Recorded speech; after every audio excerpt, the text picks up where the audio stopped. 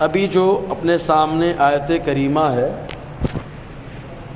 آیت نمبر 135، اس سے پہلے جو آیت کریمہ 134 تھی اسی سے اس کا تعلق ہے، کیونکہ اس آیت کریمہ کے اندر پورا شان نزول بتایا گیا کہ کیسے وہ آیت نازل ہوئی، پورا بیک گراؤنڈ، کہ ایک صحابی سے 3 روایتوں کے مطابق خلاصہ یہ کہ ان سے کچھ معاملہ ہو گیا اور بعد میں افسوس ہوا، تو وہ آقا علیہ السلام کی بارگاہ میں آئے تو اللہ تعالیٰ نے آیت کریمہ نازل فرمائی، جب کسی ایمان والے سے بڑی غلطی یا چھوٹی غلطی، بڑا گناہ یا چھوٹا گناہ ہو جائے، پھر وہ اللہ کو یاد کرے، بخشش چاہے اپنے گناہوں سے، تو اللہ تبارک و تعالیٰ ان کے گناہوں کو معاف فرما دیتا ہے۔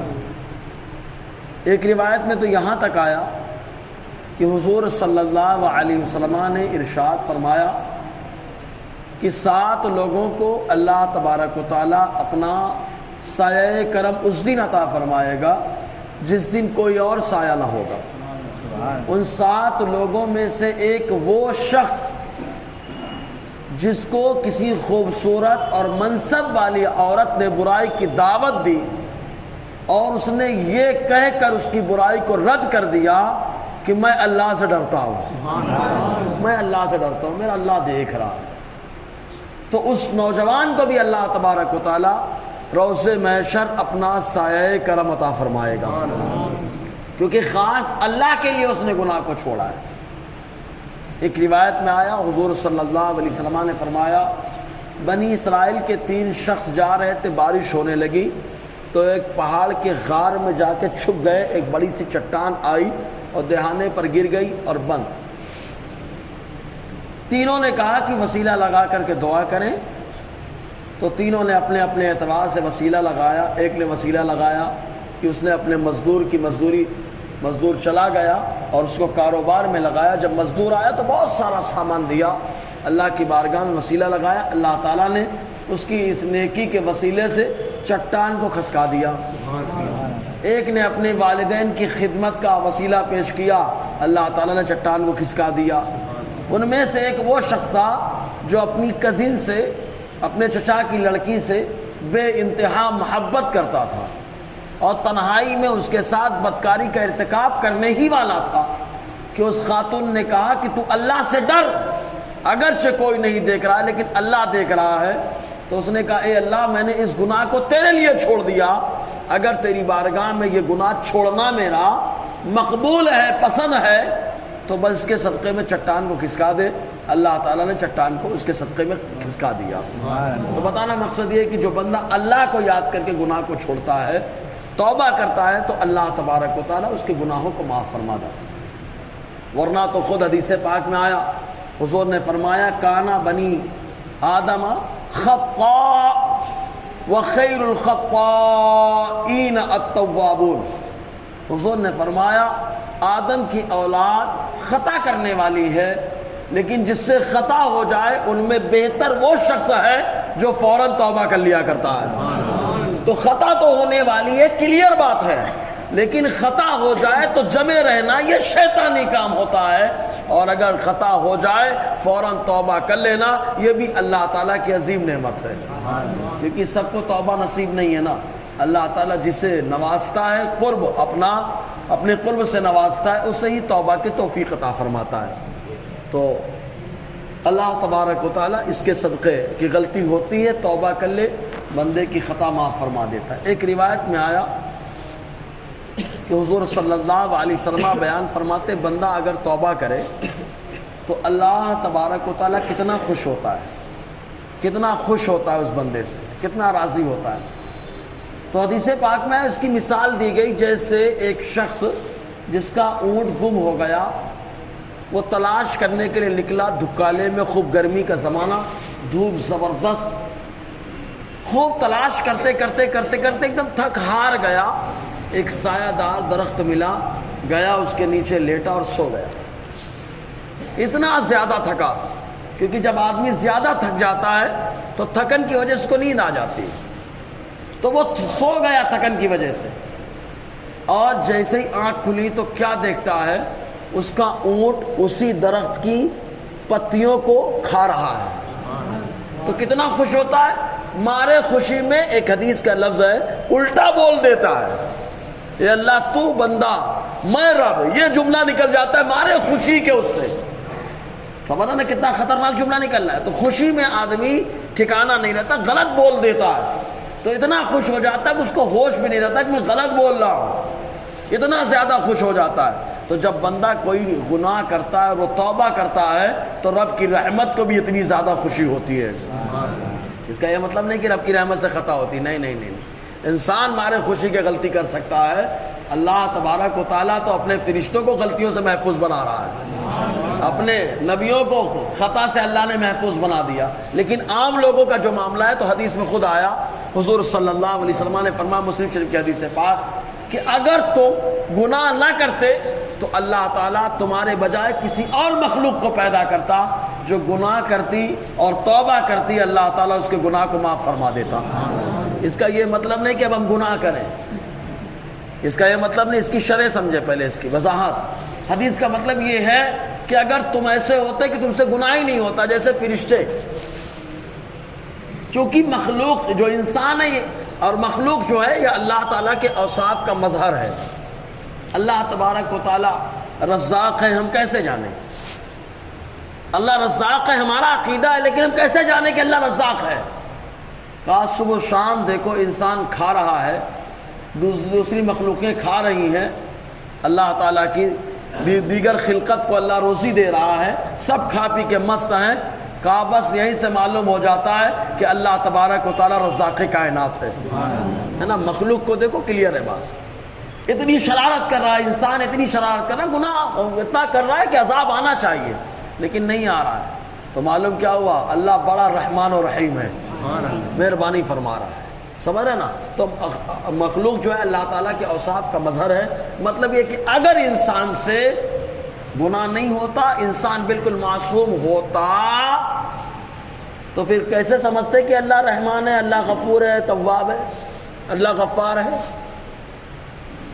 تو پھر اس کو سمجھانے کہ اللہ دوسری مخلوق کو لاتا اور وہ جانے انجانے میں خطا کرتی، توبہ کرتی، تو اللہ تعالیٰ اس کی توبہ قبول فرماتا، لوگوں کو معلوم ہو جاتا اللہ تواب ہے نا، اور اس کے اوپر اللہ تعالیٰ بخشش فرماتا، تو معلوم ہوتا غفار ہے۔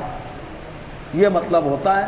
تو اللہ تبارک و تعالیٰ بڑا کریم ہے، تو جب اللہ تعالیٰ کسی کو توبہ قبول فرماتا ہے تو سارے گناہوں کو ختم فرما دیتا ہے، اور ایسے ختم فرماتا ہے کہ ایسا نہیں کہ خالی بندے کو، بلکہ جن لوگوں کے ساتھ بھی کیا ہوتا ہے اللہ تبارک و تعالیٰ ان کے ذہنوں سے مٹا دیتا ہے، کرامن کاتبین جو لکھ رہے ہیں ان کے دفتر سے ختم فرما دیتا ہے۔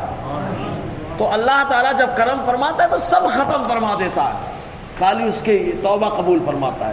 اسی لیے حدیث پاک میں جو آیا، حضور نے کہا التائب من الذنب کمن لا ذنب له، گناہ سے سچی توبہ کرنے والا ایسا ہے گویا کہ گناہ ہی نہیں کیا، کیونکہ توبہ کر لیا تو بدن سے گناہ ختم، رجسٹر سے گناہ ختم، لوگوں کے دماغوں سے بھی گناہ ختم ہو جاتا ہے نا، تو گویا کہ گناہ ہی نہیں کیا، ایک دم کلیئر ہو گیا، صاف ہو گیا۔ آسان لفظوں میں سمجھے، آدمی کا بدن میلا ہوتا ہے تو نہانا پڑتا ہے، آدمی کا کپڑا ہے تو دھونا پڑتا ہے، یعنی یہ سب تو میلے ہو رہے ہیں تو ان کو دھونا ہے، صاف کرنا ہے۔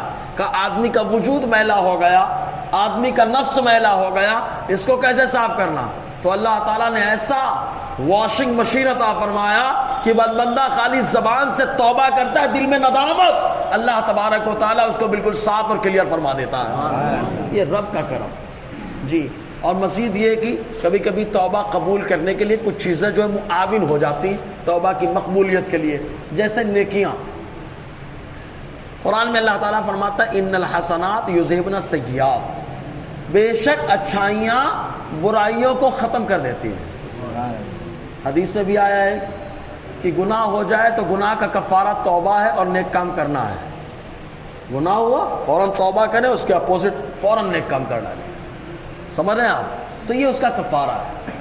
تو ایسے ہی غلطی ہو جائے، خطا ہو گئے، تو اللہ تعالیٰ قرآن میں اعلان فرما رہا ہے، تو جو توبہ کر لے اللہ کو یاد کر کے، اولا تو اللہ تعالیٰ گناہوں کو معاف کر دیتا ہے، دوسرا اولئک جزاؤہم مغفرۃ من ربہم، گناہوں کو معاف فرما دیتا ہے، اور یہ معافی بدلہ ہے جو اللہ تبارک و تعالیٰ اس کے توبہ کی برکت سے اسے عطا فرما رہا ہے نا۔ اولئک جزاؤہم، یہ وہی ہے جن کا بدلہ بخشش ہے ان کے رب کی طرف سے۔ اللہ تبارک و تعالیٰ بخش دیتا ہے۔ اب ظاہر سی بات ہے، اللہ تبارک و تعالیٰ جسے بخش دے، اب کون اس کی گرفت کر سکتا ہے؟ کون پکڑے گا اس کو؟ اللہ تبارک و تعالیٰ جس کی بخشش و مغفرت فرما دے، کون گرفت کر سکتا ہے؟ یہی وجہ کہ کبھی کبھی تو ایسا بھی موقع آیا صحابہ کے زمانے میں کہ انہوں نے توبہ کی، ایک ٹائم کی بھی نماز نہیں پڑھی، جہاد میں گئے، شہید ہو گئے، اللہ نے جنت میں عالی مقام عطا فرما دیا۔ یہ دیکھ غزوہ احد کے موقع پر ایک حدیث پاک میں آیا، ایک شخص ایمان ابھی نہیں لائے، کھڑے ہو کے کھجور کھا رہے تھے، کھجور کھا رہے تھے۔ حضور صلی اللہ علیہ وسلم نے صحابہ کو جذبہ دلایا تو انہوں نے کہا اگر میں مقابلہ کروں گا تو کیا ملے گا؟ تو حضور نے فرمایا، تو وہ ایمان لائے، اور ایمان لانے کے بعد کھجور کنارے رکھا، تلوار لیے گئے مقابلے میں، تلوار چلائی، شہید ہو گئے۔ نماز ایک ٹائم کی بھی نہیں، لیکن ایسی سچی توبہ کی ہے کہ اللہ تبارک و تعالیٰ نے شہادت کا منصب عطا فرما دیا۔ اور شہید معمولی نہیں ہوتا، شہید وہ ہے جس پر اللہ کا انعام و اکرام ہوتا ہے۔ انعام اللہ علیہم من النبیین والصدیقین والشہداء والصالحین، شہید کے راستے پہ ہم کو چلنے کا حکم دیا گیا ہے، سمجھے نا؟ تو شہید تو اللہ تبارک و تعالیٰ توبہ جب قبول فرماتا ہے تو آدمی کو بڑی اچھائیاں کروا دیتا ہے، اور کبھی کبھی کچھ بھی نہیں کرتا بندہ ڈائریکٹ جنت میں پہنچ جاتا ہے۔ جی، تو یہ اللہ تبارک و تعالیٰ کی طرف سے بخشش، مغفرت اور اللہ تعالیٰ کی طرف سے بدلہ ہے۔ ایک بدلہ تو یہ ہے کہ گناہ معاف کر دیتا ہے، دوسرا بدلہ یہ کہ اب دیکھیں کپڑا میلا ہوا، میلے کپڑے کو دھویا، صاف کیا، اگر اٹھا کر پھر اس کو میلی جگہ رکھ دو تو کوئی میلی جگہ ہے، دھول خوب آ رہی ہے، تو دھونا نہ دھونا برابر ہو جائے گا نا۔ تو اس کو کہاں رکھیں گے ہم؟ صاف جگہ میں رکھ دیں گے اٹھا کے، تاکہ وہ کپڑا میلا نہ ہونے پائے، صاف ستھرا رہے۔ صحیح ہے؟ نہا دھو لیا، بولے جمعہ کی نماز جب تک نہیں پڑھ لیتا تب تک اپنے کو بچا کے رکھنے کا، صحیح ہے نا؟ ایسا رہتا نا، اس کے بعد کپڑا میلا ہو چلے گا۔ تو جب تک آدمی نہا دھو لیتا ہے تو اپنے آپ کو گندگی سے بچاتا ہے۔ تو اللہ تعالیٰ نے توبہ کی توفیق دے دی، توبہ کر لیے، گناہ معاف ہو گئے، تو اب جگہ بھی ویسی رہنی چاہیے کہ دوبارہ گناہ نہ ہو۔ تو کہا کون سی جگہ؟ دنیا تو گناہوں سے پر نظر آ رہی ہے، اور اب فرماتا ہے وَجَنَّاتٌ تَجْرِی مِن تَحْتِہَا الْأَنْہَارُ، جس کے گناہوں کو اللہ تعالیٰ معاف فرما دیتا ہے اس کا ٹھکانہ جنت ہے، اس کا ٹھکانہ جنت ہے۔ اگر دنیا میں ہے تو جنتیوں جیسا ہو جاتا ہے، ابھی جنت میں تو جا نہیں ہے۔ اور جنت کیا ہے؟ متقیوں کا وعدہ ہے، اللہ تعالیٰ نے متقیوں سے وعدہ فرمایا ہے جنت کا کہ متقیوں کو جانا ہی ہے جنت کے اندر۔ تو جنت جو گناہوں سے ایک دم، وہاں کوئی معاملہ نہیں ہے۔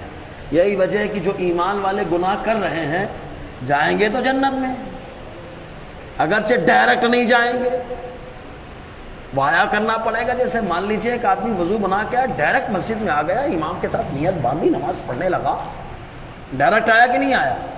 یہ جنت کی کیاری ہے، یہاں ڈائریکٹ آ گیا کیونکہ پہلے سے وضو بنا کے آیا، پاک صاف ہو کر کے آیا۔ لیکن جناب یہاں مسجد میں آئے، لگی ہے تو پہلے وہاں گئے، پھر صاف کیے، پھر ادھر آئے، تو کہا وایا آئے، سمجھ میں آیا نا؟ تو آدمی جیسا تھا ویسا آنے کا موقع ملا۔ تو ایمان والا جنت میں جائے گا، لیکن گناہ جھاڑنے کا مقام جنت نہیں ہے۔ اس لیے جو دنیا میں ایمان والا گناہ کر رہا ہے تو پہلے اس کا داخلہ جہنم میں ہوگا، جھیلے گا جا کر کے، اور وہاں رگڑ کے گناہ صاف کیے جائیں گے۔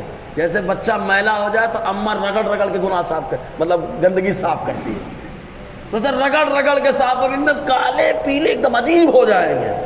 تب اللہ تعالیٰ جب کرم فرمائے گا، وہاں سے نکلیں گے تب نہر حیات میں نہانے کا موقع ملے گا۔ سبحان اللہ۔ حضور نے فرمایا جب جہنم سے نکال کے نہر حیات میں ڈالے جائیں گے، فَيَنبُتُونَ كَنَبَاتِ الْعُشْبِ، جو نیا پودا نکلتا ہے کتنا خوبصورت ہوتا ہے، تر و تازہ ہوتا ہے۔ آقا فرماتے ہیں جہنم سے نکال کے جب اس میں نہلائے جائیں گے، جب اس سے نکلیں گے تو بالکل اسی پودے کی طرح بالکل تر و تازہ ہوں گے۔ اس کے بعد جنت میں داخلہ ہو رہا ہے۔ سمجھ میں آیا کہ نہیں؟ اگر آدمی صاف ہے تو ڈائریکٹ ہے، اور صاف نہیں ہے تو پہلے صاف کرنا پڑے گا، سمجھنا نا؟ صاف کرنے کے بعد پھر آنا پڑے گا وہاں۔ تو یا تو یہاں جھیلو یا تو وہاں جھیلو. یہاں نفس پہ کنٹرول کر لے گئے تو وہاں جلنے سے بچ گئے, اور یہاں نفس کو خوب اگر پروان چڑھا دیا تو وہاں پہلے جلنا پڑے گا, بعد میں نہا دھو کر کے جنت میں داخل ہونا پڑے گا. اور جو ایک بار جنت میں چلا گیا وہ تو ہمیشہ جنت میں رہنے والا ہے, اللہ کا وعدہ ہے. یہ حضرت ادریس علیہ السلام کا معاملہ بھی ہوا تھا نا, وَرَفَعْنَاهُ مَكَانًا عَلِيًّا. قرآن کی اس آیت کی تفسیر دیکھنا آپ. حضرت ادریس علیہ السلام 3 معاملے ہیں ہر آدمی کے لیے: روح کا قبض ہونا, پلسرات سے گزرنا, جنت میں داخل ہونا. حضرت ادریس علیہ السلام نے اللہ تعالیٰ کی بارگاہ میں جبرائیل کے ذریعے سے پیغام رکھا, میں موت کا مزہ چکھنا چاہتا ہوں, موت کا مزہ چکھنا چاہتا. اب یہاں پہ چکھنا لفظ بتانا چاہتا ہوں. ہمارے یہاں چکھنا کیا ہے؟ رکھے گڑوں, بولے چکھا. چکھا نہیں, یہ کھانا ہے.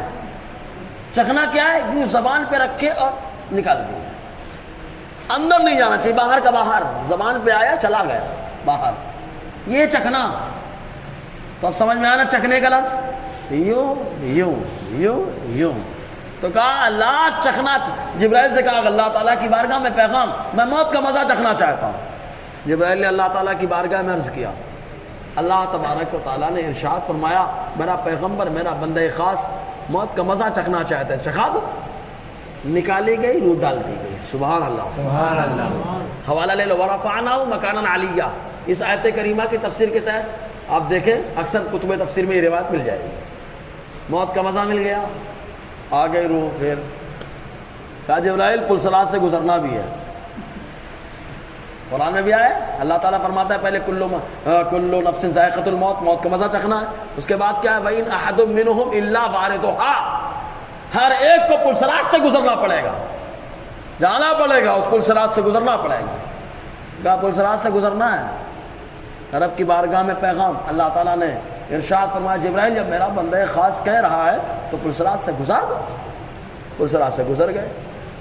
کہا جبرائیل اللہ تعالیٰ کی بارگاہ میں عرض کرو میں جنت میں جانا چاہتا ہوں. حضرت جبرائیل السلام نے اللہ تعالیٰ کی بارگاہ میں عرض کیا, اللہ تعالیٰ نے ارشاد فرمایا جب میرا بندہ کہہ رہا ہے تو داخل کرو نا جنت میں. حضرت ادریس جنت میں چلے گئے. اب جبرائیل کہہ رہے ہیں چلیے باہر. تو کہا اللہ تعالیٰ نے 3 چیزیں فرمائی, کل نفس ذائقۃ الموت, ہر موت کو, ہر نفس کو موت کا مزہ چکھنا ہے, میں نے چکھ لیا. اللہ تعالیٰ کا وعدہ ہے ہر ایک کو پلسرات سے گزرنا ہے, میں گزر چکا. اللہ تعالیٰ فرماتا ہے جنت میں آ گیا بندہ, آ گیا. اب آگے رب یہ بھی تو فرماتا ہے خالدین فیہا, جنت میں جو چلا گیا وہ جنت میں ہمیشہ رہنے والا ہے. تو کہے باہر آؤں. اب دیکھو حضرت ادریس علیہ السلام کا یہ معاملہ, لیکن واہ میرے نبی ایک بار نہیں کئی بار جنت میں جا رہے ہیں اور اپنی امت کے لیے واپس بھی تشریف لا رہے ہیں. کئی بار جا رہے ہیں. اسی لیے کہتے ہیں حضور کا جانا کمال تھا کہ آنا کمال. خبر ہے نا, حضور کا جانا کمال ہے کہ آنا کمال ہے. یار آدمی بلندی پہ چلا جاتا ہے اور پھر واپس آتا ہے, نہ واپس نہیں جانے کا, کیوں آ گیا کافی ہے. لیکن واہ مصطفیٰ جان رحمت کی عظمت پہ لاکھوں سلام کہ آقا علیہ السلام امت کی رشت و ہدایت کے لیے پھر واپس تشریف لے آئے. اسی لیے کہتے ہیں حضور کا جانا کمال ہے کہ آنا کمال ہے. سمجھ میں آیا نا. تو اللہ تبارک و تعالیٰ فرماتا ہے ایسی جگہ رکھا جائے گا جہاں گناہ کا معاملہ ہی نہیں, گناہ کا کوئی معاملہ ہی نہیں. وہاں تو بس کھاؤ پیو مست رہو.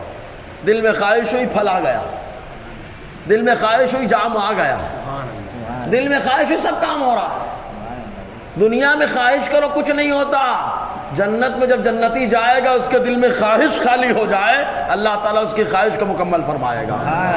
اچھا ایک بات, ایک نکتہ سمجھ لیں آپ. جنتی جو خواہش کرے گا وہ اللہ تعالیٰ پوری فرماتا ہے نا. جنتی جو خواہش کرے گا اللہ تعالیٰ اس کی وہ خواہش پوری فرماتا ہے. جو بھی خواہش کرے گا جنتی اللہ تعالیٰ اس بات کو پوری فرماتا ہے. اب میں آپ سے پوچھنا چاہتا ہوں اولیاء کرام جنتی ہیں کہ نہیں؟ ارے اتنے بڑے جنتی ہیں کہ وہ اگر دنیا میں بھی کہیں لیٹ جائیں تو جہاں پہ لیٹتے ہیں پردہ فرمانے کے بعد اس جگہ کو بھی اللہ تعالیٰ جنت کی کیاری بنا دیتا ہے. حدیث میں آیا القبر روضۃ من ریاض الجنہ, قبر جنت کے کیارے میں سے کیاری ہے. تو کہا اللہ کے ولی جہاں لیٹے وہ کیاری بن گئی جنت کی. کہا کلیئر ہو گئی بات, ولی جنتی ہے, جہاں لیٹے وہ جنت کی کیاری ہے. کہا جنتی جو خواہش کرتا ہے اللہ وہ پوری فرماتا ہے. اسی لیے ولی کی زبان سے نکلتا ہے اللہ تعالیٰ مکمل فرما دیتا ہے. سمجھ میں آیا کہ نہیں؟ جنتیوں کا معاملہ. تو جو خواہش کرے گا جنتی جنت میں ہے. وہ اللہ تعالیٰ فرماتا ہے وَجَنَّاتٌ تَجْرِي مِن تَحْتِهَا الْأَنْهَارُ، اور بدلے میں جو توبہ کرے سچی توبہ جنت ہے. ایک جنت نہیں، جنات ہے. مطلب یا اللہ یہ کیا مطلب ہے؟ کہا جنت کے الگ الگ طبقے ہیں، درجات ہیں. ہر آدمی کو جو اس درجے میں اوپر والے درجے میں جانے کی اجازت نہیں بھی ہو سکتی ہے. مت جاؤ، یہی رہو جہاں رہنا ہے تم کو. تو کہا لیکن جو سچی توبہ کر کے گیا کیا؟ تو رب فرمایا جنات، اس کو کوئی نہیں روکے گا ٹوکے گا. جس درجے میں وہ چاہے گا آتا جاتا رہے گا. سمجھے نا؟ چاہے جو درجہ ہو، اعلیٰ ہو ادنا ہو، آتا جاتا رہے گا. جنات ہے سچی توبہ کرنے والا. اللہ تعالیٰ فرما رہا ہے اس کے لیے جنت کے درجے ہیں اس کے لیے. اور ہر جنت کے اندر نہریں رواں ہیں.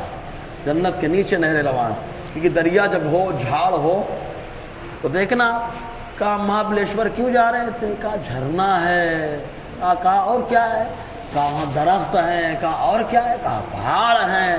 کہا ہریالی ہے. کہا بڑا اچھا لگ رہا ہے. تو دنیا کا نظارہ دیکھنے کے لیے انسان گیا تو کہا اللہ تبارک و تعالیٰ نے جنت کا نظارہ کتنا حسین بنایا ہے. آپ ہے نا، ہریالی بھی خوب ہے، درخت بھی خوب لگے ہیں، دریا بھی بہہ رہے ہیں. اچھا یہاں کے دریا کا پانی پیے؟ نہیں، کوئی ضروری نہیں ہے. لیکن وہ دریا کا پانی سبحان اللہ جنتی دریا. کہا یہاں پہ جاؤ تو خالی پانی پانی ہے، لیکن جنت میں جو دریا ہے تو کبھی شہد ملے گا پینے کو. کیونکہ دریا بہہ رہا ہے شہد کا. شہد کا دریا نکالو پیو. کہا کبھی کبھی موڈ ہو جائے گا تو وہاں دودھ کا بھی دریا بہ رہا ہے. موڈ ہو گیا نکالو پیو، ہے نا. کہا حضرات شہد بہت کھائے، بہت کھائے، دودھ بہت پیے، اب تو جنت میں شراب پینے کا ہے. تو کہا پیو. جنت کے اندر اللہ تعالیٰ شراب طہور کا دریا بہا رہا ہے. ناپاک نہیں ہے، پاکیزہ شراب ہے. پیو وہاں پہ، نہ بدبو ہے نہ نشہ ہے. پیو، مگن ہو جاؤ. اچھا ایک بات بتائیے، دودھ ہمیشہ مادہ جانور سے، مادہ مخلوق سے نہ پیدا ہوتا ہے. مادہ مخلوق سے دودھ پیدا ہوتا ہے. شہد کے لیے شہد کی مکھی کا ہونا ضروری ہے، لیکن اللہ دریا بہا رہا ہے. تو کہا دنیا میں اللہ تعالیٰ نے مادہ جانور سے دودھ پیدا فرمائی. اپنی عادت کو بتایا کہ میری عادت ہے کہ مادہ جانور کے ذریعے سے ہی، مادہ مخلوق کے ذریعے سے ہی دودھ پیدا فرماتا ہوں. لیکن جنت میں آؤ، میری قدرت کا مظاہرہ دیکھو. دنیا میں نے دودھ کو مادہ مخلوق سے پیدا کیا، لیکن جنت میں بغیر کسی ذریعے سے اپنی قدرت کا استعمال کر کے اللہ تعالیٰ دودھ کا دریا بہا رہا ہے نا. شہد کی مکھی، اس کے ذریعے سے شہد پیدا ہوتا ہے. یہ دنیا میں اللہ نے عادت بتائی اپنی، دنیا کی عادت. اور آخرت میں اللہ تعالیٰ شہد کا دریا بہا رہا ہے، یہ بتانے کے لیے آؤ میری قدرت کا مظاہرہ کرو، میری قدرت کا مشاہدہ کرو. آؤ دیکھو میری قدرت. شراب طہور کوئی نہ کوئی انگور سے، الگ الگ پھلوں سے شراب بنتی ہے، لیکن واہ رب کی قدرت دیکھو سبحان اللہ. اچھا ایک چیز یہی ہے معلوم ہو گئی، اللہ تعالیٰ دنیا میں اسباب کے ذریعے سے چیزوں کو دیتا ہے اور آخرت میں قدرت کے ذریعے سے دے گا. یہیں سے کلیئر ہو گئی بات. اللہ تبارک و تعالیٰ آخرت میں قدرت کا مشاہدہ کروائے گا، دنیا میں اپنی عادات کا مشاہدہ کرواتا ہے تو دنیا میں ذریعے سے دیتا ہے. یہی تو ہم شروع سے سمجھا رہے ہیں کہ اللہ تعالیٰ دیتا ہے لیکن اپنے نیک بندوں کے وسیلے سے عطا فرماتا ہے. سمجھے نا، وسیلے سے عطا فرماتا ہے. سورج کے وسیلے سے روشنی دے رہا ہے، چاند کے وسیلے سے مہینہ دے رہا ہے نا. عید بھی دیتا ہے تو چاند کی برکت سے. سمجھ میں آیا کہ نہیں؟ تو ذریعے سے یہ اللہ تعالیٰ کی عادت. تو اللہ تعالیٰ فرماتا ہے وَجَنَّاتٌ تَجْرِي مِن تَحْتِهَا الْأَنْهَارُ، ایسی جنتیں جن کے نیچے نہریں رواں. اچھا ایک چیز اور، کہاں سے آ رہا پانی، کہاں جا رہا ہے؟ یہ بھی سمجھنے والی بات ہے. بھائی پانی بہ رہا ہے تو کہیں سے شروع ہے کہیں پہ ختم ہے، کہیں سے شروع کہیں پہ ختم. اور یا تو ٹھپ ہو جانا چاہیے ایک ہی جگہ پانی تو. لیکن واہ میرے رب کی قدرت، جنت کا پانی بہ بھی رہا ہے، ختم بھی نہیں ہو رہا ہے، اور کہاں جا رہا ہے پتہ بھی نہیں چل رہا ہے. یہ بھی رب کی قدرت ہے یار. شراب بھی بہے اس کا دریا، شہد بھی بہے، کہاں سے آ رہا ہے کہاں جا رہا ہے. سمجھ میں آیا؟ اچھا ایک چیز بتائیے آپ، جو نعمت آدمی کھاتا ہے وہ ختم ہوتی ہے. شام میں کھانا بنایا کہ نہیں؟ گھر میں بنا ہے نا، کھچڑی بنی ہوگی، جانا کھانا دیکھنا ختم ہوتا ہے کہ باقی رہتا ہے.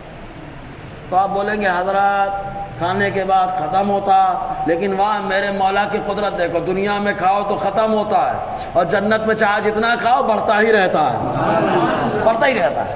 اچھا دنیا کا کھانا کھاؤ تو 2 نمبر جاؤ، وارے جنت کی غذا کھاؤ ڈکا رہا ہے پورا کھانا ہضم ہو جائے۔ یہیں سے معلوم ہوا جو جنتی غذائیں کھاتا ہے اس کا وضو نہیں ٹوٹتا جلدی۔ اسی لیے ایمان والوں کو بتایا گیا کہ یہ سب مت فالتو کھاؤ، حلال کھاؤ تاکہ اللہ تبارک و تعالیٰ تمہارے ڈکار سے تمہارے کھانے کا ہاضمے کا انتظام فرما دے۔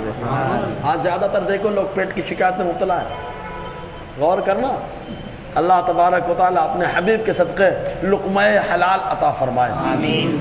جی جنت کے نیچے نہریں رواں ہیں، خالدین فیہا، اس میں ہمیشہ ہمیشہ رہنا ہے، ہمیشہ ہمیشہ رہنا ہے۔ جو چلا گیا واپس نہیں آنا، جو چلا گیا واپس نہیں آنا، گیا تو گیا، جنت اپنی ہے۔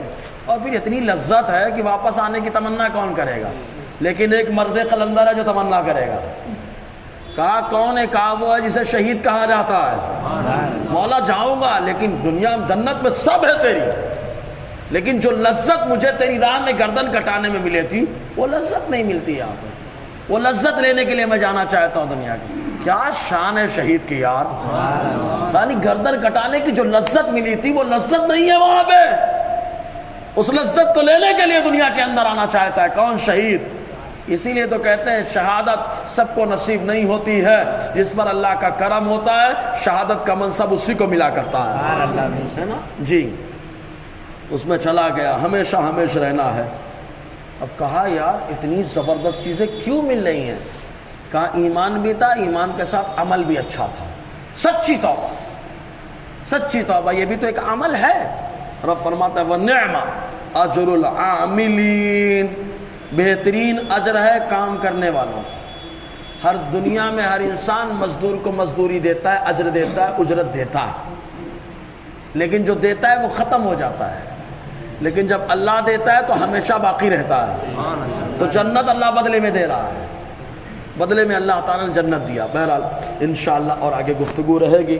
اللہ تعالیٰ ہم سب کو فیضان قرآن، برکات قرآن سے مالا مال فرمائے۔